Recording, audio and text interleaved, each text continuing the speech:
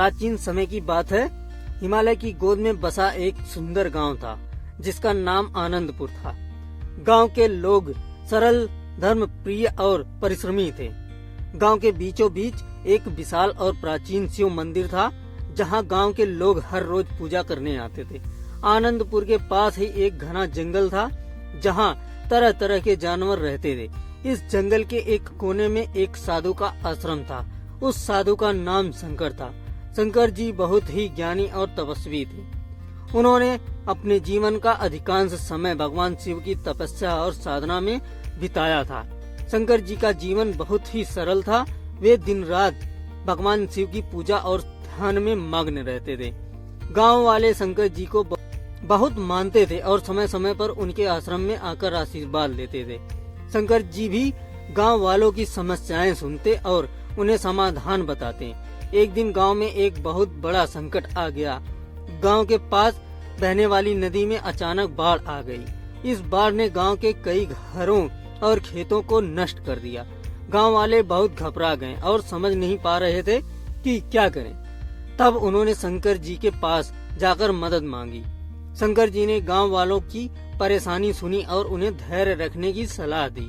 उन्होंने कहा, भगवान शिव की कृपा से सब ठीक से हो जाएगा। हमें मिलकर इस संकट का सामना करना होगा।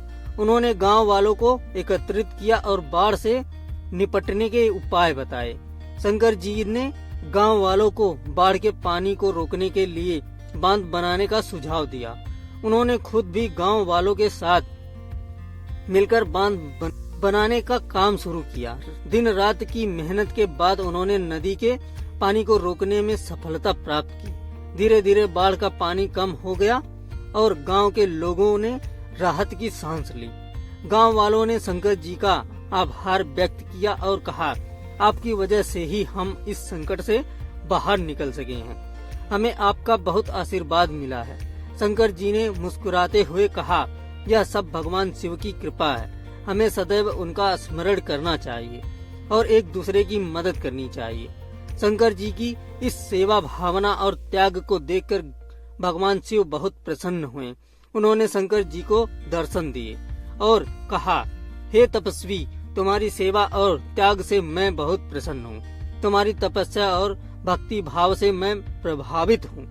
अब मैं तुम्हें एक विशेष वरदान देना चाहता हूँ। शंकर जी ने विनम्रता से भगवान शिव से कहा, हे महादेव, आपकी कृपा से मुझे सब कुछ प्राप्त है, लेकिन यदि आप मुझे वरदान देना ही चाहते हैं तो कृपया मेरे गांव के लोगों को सदैव सुखी और सुरक्षित रखें। भगवान शिव ने शंकर जी की विनम्रता और सेवा भावना से प्रसन्न होकर कहा, तथास्तु। इसके बाद भगवान शिव ने शंकर जी को आशीर्वाद दिया और कहा, मैं तुम्हारे गांव में सदैव निवास करूंगा और तुम्हारे गांव के लोगों की रक्षा करूंगा। तुमने अपने कर्तव्यों का पालन करके जो उदाहरण प्रस्तुत किया है वह सभी के लिए प्रेरणादायक है। भगवान शिव के इस वरदान से शंकर जी और गांव वाले बहुत खुश हुए। उन्होंने भगवान शिव की महिमा का गुणगान किया और उनके प्रति अपनी भक्ति और श्रद्धा व्यक्त की। शंकर जी ने गांव वालों को सिखाया कि सेवा, त्याग और प्रेम से ही सच्ची भक्ति होती है। उन्होंने कहा, भगवान शिव ने हमें यह सिखाया है कि हमें सदैव अपने कर्तव्यों का पालन करना चाहिए और एक दूसरे की मदद करनी चाहिए। शंकर जी के मार्गदर्शन में गांव का जीवन फिर से सामान्य हो गया। गांव वाले भगवान शिव की कृपा से सुखी और सुरक्षित जीवन जीने लगे। शंकर जी ने अपनी साधना और सेवा को जारी रखा और गांव के लोगों को सदैव सही मार्ग पर चलने की प्रेरणा दी। समय बीतता गया और शंकर जी की ख्याति दूर दूर तक फैल गई। लोग दूर दूर से आकर उनसे आशीर्वाद और मार्गदर्शन लेने लगे। शंकर जी की सेवा और त्याग की कहानियां हर जगह प्रसारित होने लगी और लोग उनके गुणगान करने लगे। एक दिन शंकर जी ने गांव के लोगों को एक विशेष सभा में बुलवाया। उन्होंने कहा, प्रिय भक्तों, मुझे अब हिमालय की ऊंचाइयों में जाकर अपनी साधना को और आगे बढ़ाना है। मैंने यहाँ जो समय बिताया है वह मेरे जीवन का सबसे मूल्यवान समय रहा है। अब मैं आप सभी से विदा लेना चाहता हूँ। गांव वाले यह सुनकर बहुत दुखी हुए, लेकिन उन्होंने शंकर जी की इच्छा का सम्मान किया। उन्होंने शंकर जी को विदाई देते हुए कहा, आपके बिना हमारा जीवन अधूरा हो जाएगा, लेकिन हम आपकी शिक्षा और मार्गदर्शन को हमेशा याद रखेंगे। शंकर जी ने गांव वालों को आशीर्वाद दिया और कहा, भगवान शिव की कृपा से आप सभी सदैव सुखी और सुरक्षित रहेंगे। इसके बाद शंकर जी ने गांव को अलविदा कहा और हिमालय की ओर प्रस्थान किया।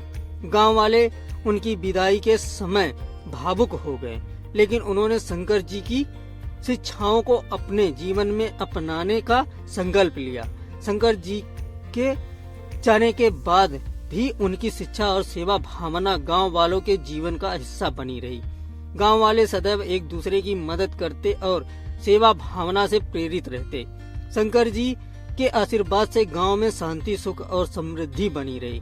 गांव के लोग शंकर जी के स्मरण में हर वर्ष एक विशेष पूजा और उत्सव का आयोजन करने लगे। उन्होंने शंकर जी की सेवा और त्याग को सम्मानित करने के लिए उनके नाम पर एक विद्यालय और चिकित्सा केंद्र की स्थापना की, जहां गांव के बच्चों को शिक्षा और स्वास्थ्य सेवाएं मिल सके। इस प्रकार गांव शंकर जी की शिक्षा और सेवा भावना ने गांव के लोगों को एकजुट किया और उन्हें सच्ची भक्ति और सेवा का मार्ग दिखाया। शंकर जी की कहानी हमें यह सिखाती है कि सच्ची भक्ति और सेवा से ही हम जीवन में सच्चा सुख और शांति प्राप्त कर सकते हैं। शंकर जी की हम अद्वितीय सेवा और त्याग की कहानी सदैव लोगों को प्रेरित करती रहेंगी और हमें यह सिखाएंगी कि प्रेम, सेवा और त्याग से ही हम जीवन में सच्ची सफलता और सुख प्राप्त कर सकते हैं। इस प्रकार शंकर जी का जीवन और उनकी शिक्षा हमारे लिए एक प्रकाश स्तंभ के समान है, जो हमें सही मार्ग पर चलने की प्रेरणा देते हैं।